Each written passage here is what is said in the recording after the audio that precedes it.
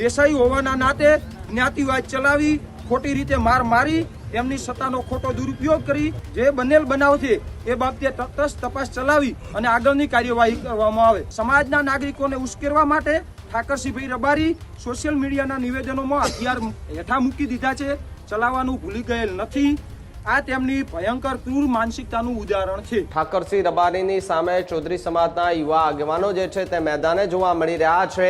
Collector કચેરીએ જઈ અને યુવાનોએ આવેદનપત્ર આપ્યું. ઠાકરસિંહ રબારી સામે કાયદાકીય કાર્યવાહી થવી જોઈએ તેવી વાત, ખોટી ફરિયાદ કરનાર પોલીસ અધિકારીને સસ્પેન્ડ કરવામાં આવે તે પ્રકારનો દાવો પણ કરવામાં આવ્યો. આખો વિડીયો જોતા પહેલા હજુ પણ અમારી ચેનલને સબસ્ક્રાઇબ નથી કરી તો યુટ્યુબ પર સબસ્ક્રાઇબ કરો અને ફેસબુક અને ઇન્સ્ટાગ્રામ પર ફોલો કરો.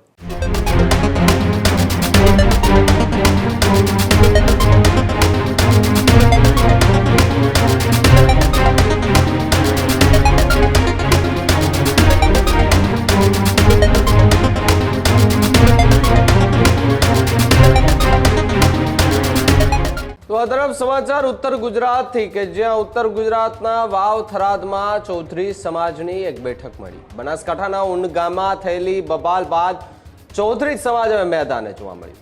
ઠાકરસિંહ રબારીની સામે ચૌધરી સમાજના યુવા આગેવાનો જે છે તે મેદાને જોવા મળી રહ્યા છે.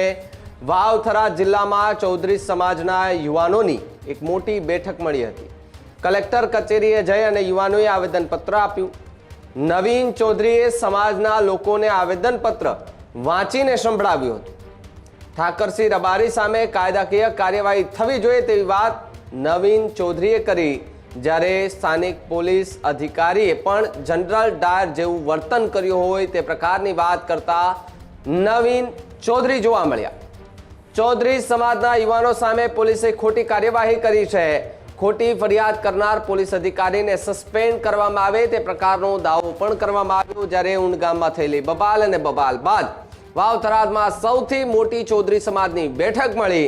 આ બેઠકની અંદર અલગ અલગ મુદ્દાઓને લઈને ચર્ચાઓ કરવામાં આવી તો બીજી તરફ ઠાકરસિંહ રબારી સામે પણ કાયદેસરની કાર્યવાહી કરવામાં આવે તે પ્રકારની વાત કરતા ચૌધરી સમાજના જે યુવા આગેવાનો જે છે તેમણે હાકલ કરી છે. આવેદનપત્ર પણ આપ્યું છે અને આવેદનપત્ર લોકોને વાંચીને પણ સંભળાવ્યું છે કે આવેદનપત્રમાં ખરેખર શું લખવામાં આવ્યું છે તે પ્રકારની વાત જે છે તે કરવામાં આવી છે. જ્યારે ઉન ગામમાં થયેલી બબાલ, અનેક લોકો ઇજાગ્રસ્ત થયા હતા. પોલીસે 1000થી વધારેના ટોળા સામે એ ફરિયાદ પણ દાખલ કરી હતી. જ્યારે 30થી વધુ લોકો કે જેમની સામે નામજોગ ફરિયાદ દાખલ કરવામાં આવી હતી, એમાં ચૌધરી સમાજના કેટલાક આગેવાનો જે છે તેમની પણ હાલ તો પૂછપરછ જે છે તે કરવામાં આવી રહી છે અને પોલીસે પોતાની કસ્ટડીમાં લઈ જઈને કાર્યવાહી જે છે તે હાથ ધરવામાં આવી રહી છે. એ બધાની વચ્ચે ચૌધરી સમાજના યુવા આગેવાનોની આ સૌથી મોટી બેઠક જે છે તે મળે છે અને આ બેઠકની અંદર અલગ અલગ ચર્ચાઓ થાય છે. એમાં ખાસ કરીને જે બબાલ થઈ હતી ઉન ગામમાં થયેલી બબાલને લઈને હાલ તો હવે ચર્ચા જે છે તે તેજ થતી જોવા મળી રહી છે અને રબારી સમાજના આગેવાનો જે છે તેમની સામે ક્યાંક ને ક્યાંક ચૌધરી સમાજના યુવા આગેવાનોમાં આક્રોશ જોવા મળ્યો છે.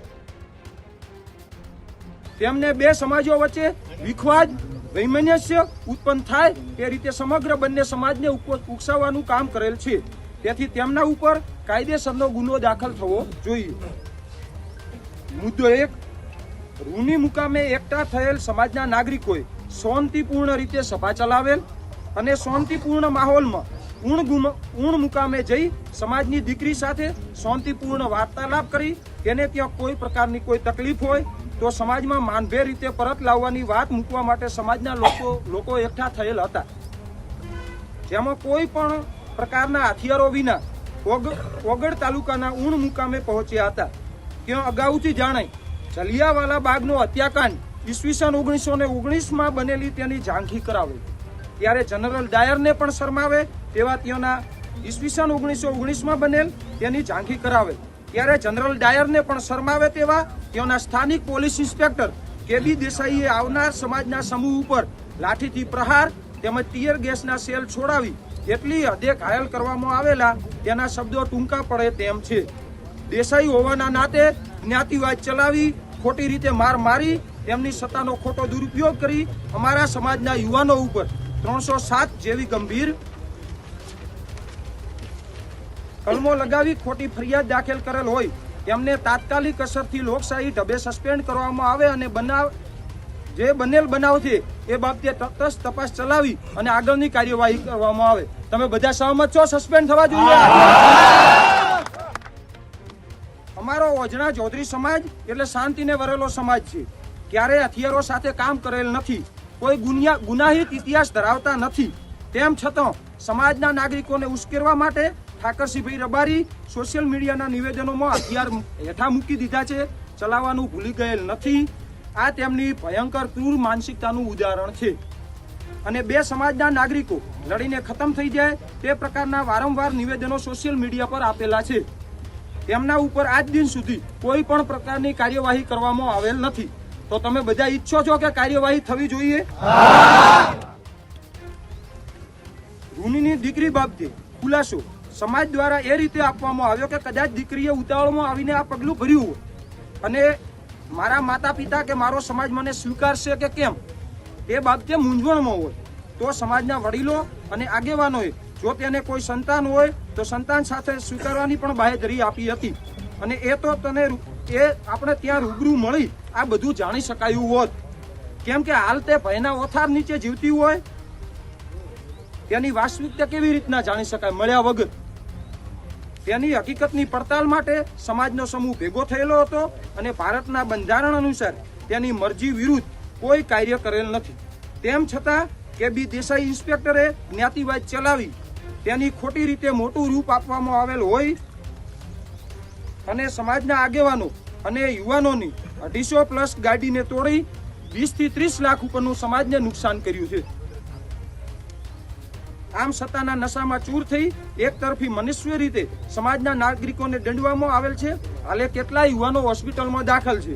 ભારત એક સાર્વભૌમત્વ રાષ્ટ્ર હોય જ્યારે જ્ઞાતિ સર્વશ્રેષ્ઠતાના આધારે નિર્ણય લેવામાં આવે તે કલક સમાન હોય.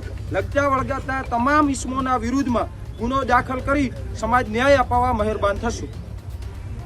સ્થળ થરાદ 25/3/2026. હવે આમાં આપણે આપણા બધાની સહીઓ લઈએ છીએ અને આવેદન પૂરું કરીએ છીએ. બીજી 2-3 બાબતો છે તમને જણાવી. હજુ સુધી તમે અમારી ચેનલને સબસ્ક્રાઇબ નથી કરી તો અત્યારે જ ન્યૂઝરૂમ ગુજરાતને સબસ્ક્રાઇબ કરો. ફેસબુક અને ઇન્સ્ટાગ્રામ પર ફોલો કરો.